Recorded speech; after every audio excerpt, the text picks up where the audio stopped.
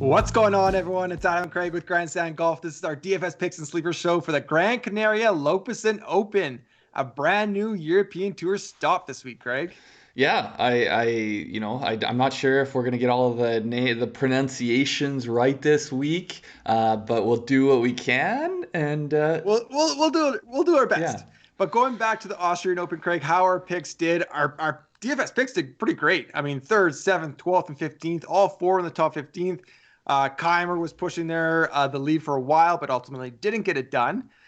DFS sleeper is a little bit different story. Ashley Chester's was a T33. That's nice. Nino and Andre just missed on the number, and then Knapp wasn't ready. yeah. To I make think that Andre had the step. most entertaining miss on the number you could have. Did you see what his numbers were? I don't I don't think I saw He it. went 80-68 to miss on the number. What?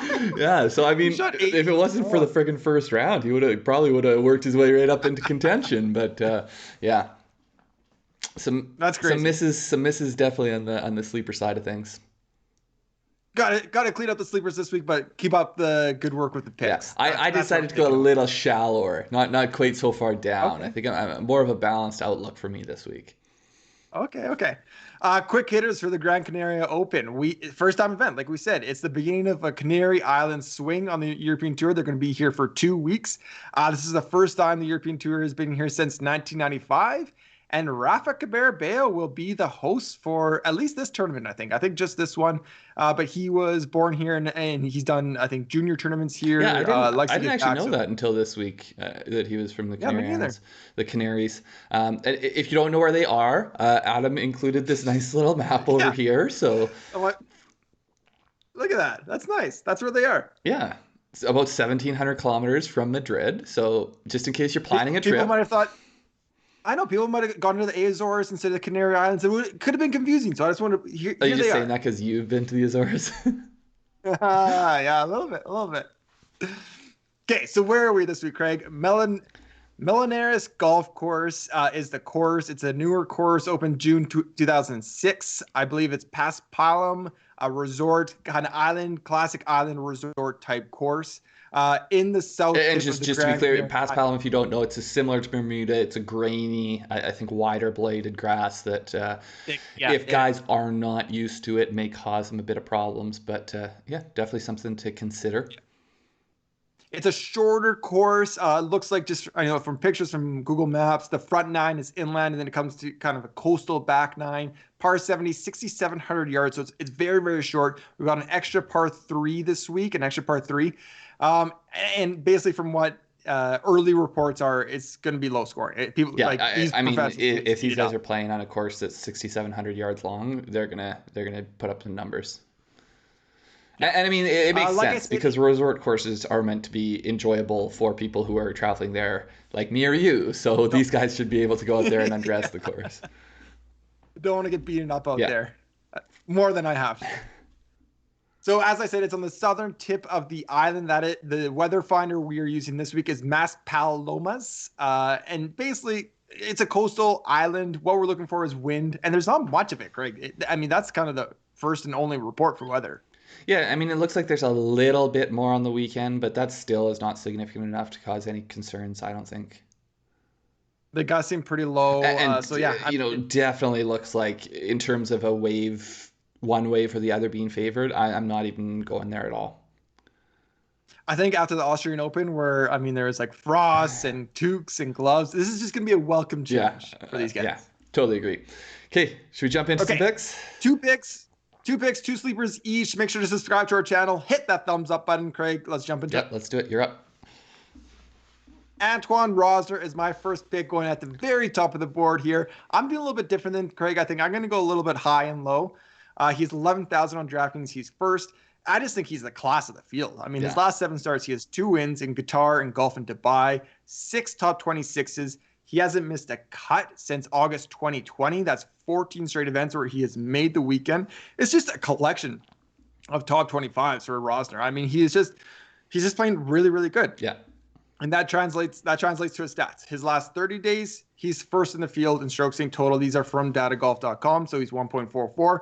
Let's back it up. 3 months, he's still first, 1.31. Let's back it up to a half year, 6 months. We're even including, No, we're not including that miscut. We're not, I guess, anymore. But 6 months, 0.79, he's still first. Like he's been the class of the field for a while now, and I'm just going to continue to ride him. I think his ceiling is really high, but really his floor is exceptional.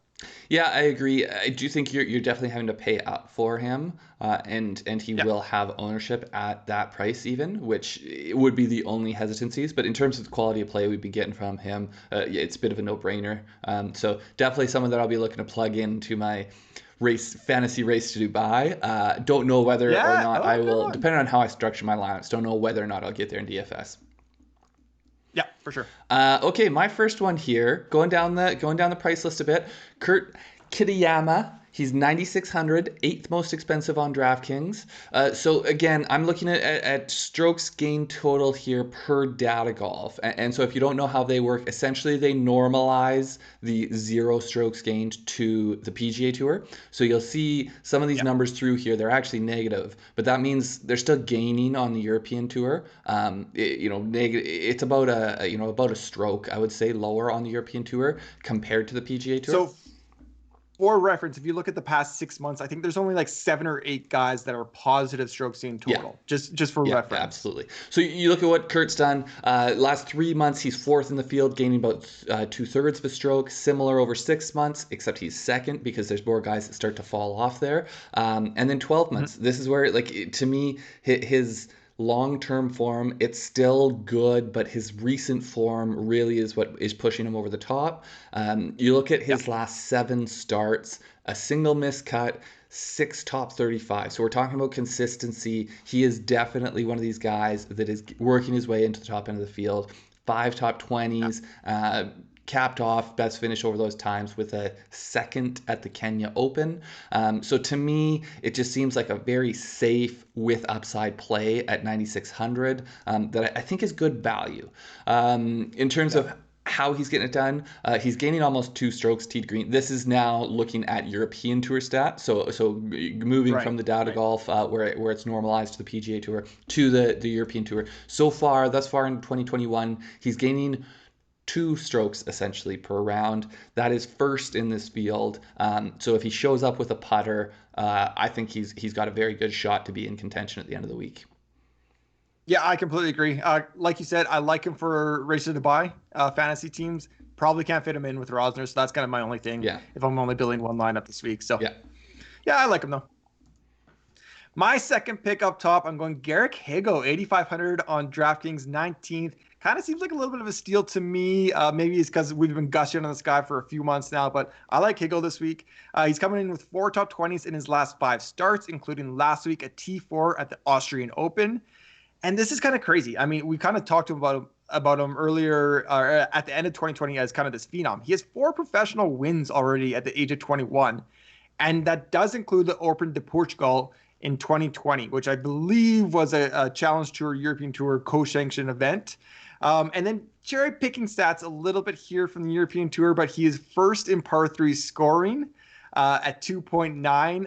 It is early in the season, and we do have that extra par 3 this week. So I'm kind of cherry picking a stat here, but I just like Higgo. I mean, most weeks I'll kind of find a reason to play Higgo. I just kind of like him a little bit more this week. Yeah, I really like the play. I think I'll probably be plugging him in. I think you probably, if you were the first person to play and you made a birdie on a par 3, you'd be like, leading the league. Yeah, I got it. But yeah, no, really like the play. My next one here, I'm looking a little bit more balanced. Another guy up in the 9s, Fabrizio Zanotti, 9,400. He's 10th most expensive on DraftKings. I suspect his ownership's going to be fairly low, so that has some appeal to me. You look at what he's done over the last 3, 6, 12 months. He's 6th in all these strokes gained. He is playing well of recent, and then you can see even with his numbers falling down to about 0 over the last 12 months, that's still 6th. So to me, that is value, and he's priced at 10th. Last 7 starts, he's done a very good job getting consistently high finishes. Maybe not as many high-end finishes as someone else, though. One single missed cut over those 7, 5 top 30s, 3 top 20, so about half the time we're getting him up into the top 20. Best finish being 7th at the Abu Dhabi HSBC Championship, which if you think about the fields, that's a much stronger field than we have this week. Yeah. What he's doing the best, well, actually, third best in the field, but the thing that is sort of carrying his game through this good stretch of play has been his approach play. He's gaining over a stroke on approach so far in 2021. So I think if he can keep that up, he's got a pretty good shot to be another high finish this week. Yeah, I like it. I mean, it is kind of a harder kind of week to round out a roster. I think it is not as kind of strong European Tour field as you mentioned. So yeah, and if your nickname can be Fab, then that just sounds like a good pick to me. It's going to be a Fab week. Okay, so sleepers, Craig, we're going under 8,000 on DraftKings. Like I said, I'm going a little bit high-low here. So for my first sleeper is Gaganjeet Bhullar. He's 7,100 on DraftKings. He's 54th there. I'm looking at a couple guys that I think are just coming in good form. Will be very, very low ownership with the two kind of picks I had up top with Rozner and Higgo. So Bhullar, what has he done? He won the I might mess this one up. I didn't research this one. The Tata Steel Tour Championship on the Professional Golf Tour of India at the end of 2020. That's what has kind of boosted his official world golf ranking lately. But since then, he has played on the European Tour. He has 3 straight made cuts, including a second at the Qatar Masters. So if there's, I don't know, something Rozner with Qatar, and maybe this is I don't know if it's a course fit, but hopefully these two guys can go high again. But just looking back at his career, I mean, I think he's in his early 30s. He has 20 professional wins. I mean, that's the PGA Tour of India, that's the Asian Tour, and that also does include the European Tour, where he won the Fiji International in 2018. Fiji, we're looking at an island. We're looking at island golf. Maybe there's some, crossovers there. I don't know. But I'm going to go with Bhullar, a guy I think will be very, very, very low owned. Yeah, can't say I know a whole lot about him, so I'll take your word for it. I do think that he is someone that I'm going to look at now as a potential play, whereas before he probably would have just been someone I scanned right over. So an interesting one for sure. Yeah. My first one here, I'm going right to the top of the range. Marcus Armitage, 8,000, 24th in pricing. To me, this just is a total value play. I just really, really like the value at 8,000. So strokes gained total, he's 21st over the last 3 months, 14th over the last 6 months, and 17th over the last 12 months. So this is why I think he's value. His play has not been, as great. Like he's only 21st in the field over the last 3 months. But when you look at more the 6 months, the 12-month longer term form, you're getting value when he's ranked 24th in pricing. And what has he done? How do that scoring translate into results? Last 15 starts, only a single miscut. That's pretty darn good. Mm-hmm. 7 top 15s. So just about half the time we're getting up into the top 15. That's exactly what I want from a guy I'm paying $8,000 for, below average pricing. He's coming in with tons of momentum too. Tied for 10th at the Kenya Classic. These are his last 2 starts. Tied for 10th at the Kenya Classic, and then he was tied with Garrick Higgo, tied for 4th at the Austrian Open. So I do think potentially the one problem, I think his ownership will be a bit higher. I think he is probably one of these guys that is a safer play, for a below average price play. So that would be my one concern. But, how does he get it done? He's a balanced player. I was hoping that I could say he was positive in all strokes gained categories in 2020 and 2021, but he's about minus 0.09, I want to say, around the green so far in 2021. But aside from that, so we're talking 7 of 8 categories, he's gained strokes, and I think that one's going to work its way into the positive here pretty quick. So balanced player, does well in all facets of the game. I just think it's a straight value play for me. Yeah, I like it. He snuck into my rosters at the Austrian Open. I was pleasantly surprised with his finish and with his DFS points. I've been playing him for a while and will continue to. He has, I think when he was in Kenya, he had a pretty cheeky social media video there. So if you are looking him up, just beware. A little cheeky. Yeah. Okay, my second and last sleeper here is Pep Anglès, $7,100 as well. He's 54th here. So another guy I feel like is a little bit sneaky, but I think can pop. I think these guys that are in good form and shown that they can kind of win recently, that's who I'm looking at here. So last 4 European Tour starts, he has 3 top 40s. So he's made the cut in 3 and got top 40 in 3 of them. 1 top 10, and he has 1 miscut. Pretty good profile for a guy ranked 54th, I think, coming in. He did win recently in November 2020 on the Challenge Tour. I'm going to mess this one up. Craig, I just know I'm going to mess this one up. And Andalusia challenged at Cadiz. Andalusia challenged at Cadiz. Yeah, I feel like that's close. He won that. He's coming off a win in November 2020. That is pretty recent. Also, he was second to Garrick Higgo at the Open to Portugal in September 20. So I got, if it's Open to Portugal and Qatar mix, I got all the plays here. If it's somehow kind of those leaderboards coming together, I got it. But looking, I mean, what he's done this year on the European Tour, he ranks 22nd on the European Tour in stroke average, 69.9. So he is playing well. He is a bit of a bomber. So I feel like he could take advantage of this course. Just with it being short, he just could really overpower it. So yeah, I like Pep this week. Yeah, he's rocking that all black Nike too. It's pretty intimidating. Again, another guy I don't know a ton about, but intriguing. I think it sounds like he presents some value. Sounds like he's coming in with some decent momentum. So definitely one to maybe do a little bit of a deeper dive in. Well, if you think that's intimidating, if you have a little bit of dad bod like I do, go to his Instagram page. That's intimidating. Okay. I mean, that's intimidating. Okay, my last one here. I'm going with Jeff Winther. He is 7,700 on DraftKings, 30th in pricing. A little bit different than some of the other guys where I really like their long-term form. This is one where I think he's coming in with quite a bit of momentum. The value is more in what he's done recently. I think maybe he's showing that he's made cuts. He's been a bit safer. So we look at the last 3 months. He's just in the negatives. He's 15th ranked in strokes gained total. 6 months, he's about where he's priced. He's 31st at that point, and then 12 months we start to see it fall off. So if you do like more the momentum, the guy coming in that has been playing better than his longer term average, and you want to take advantage of that, then I think this is a guy to look at. His last 5 starts, no missed cuts, 4 top 35s, peaking with a tie for 14th at the Qatar Masters. So, if that's what you're saying is the play, then he's another guy to look at. And there we go. And his strongest stat so far in 2021, he's gaining almost 3/4 of a stroke on approach.